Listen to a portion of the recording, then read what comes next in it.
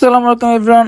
আজকের এই বৃষ্টি ভেজা মিষ্টি ওয়েদারে আমরা চাচ্ছিলাম ঝাল জাতীয় একটা খাবার খেতে।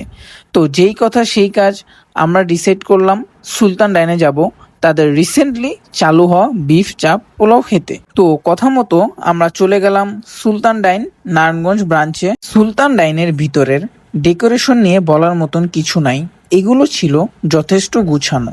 সুন্দর কয়েকটি ঝাড়বাতিও দেখতে পেলাম। এটা হচ্ছে তাদের মেনু কার্ড দেখতে গিয়ে খেয়াল করলাম তাদের প্রতিটি আইটেমের সাথে 5% ভ্যাট অ্যাড করা হয়েছে। ও বলতে বলতে চলে আসলো আমাদের পোলাও। এটা ছিল সেই স্পাইসি বিফ চাপ। এখন একটু খেয়ে দেখা যাক আসলে যেমনটা ভেবেছিলাম ঠিক তেমনটা নাকি। আর ভাই মজার ব্যাপার হচ্ছে আমি ডায়েটে ছিলাম, তবে তাদের রাইসের পরিমাণ ছিল কম। রাইস শেষ হওয়ার পর বিফ আলাদা করে খেতে হচ্ছে। যথেষ্ট কম, রাইসের পরিমাণ যথেষ্ট কম। আমার বন্ধুর কাছেও ঠিক একই রকম লেগেছে যেটা সে বললো। সব মিলে আমাদের বিল দিয়ে যায়, যেটা আপনারা দেখতেই পাচ্ছেন। বাট আমরা আজকে খুব ডিসঅ্যাপয়েন্টেড।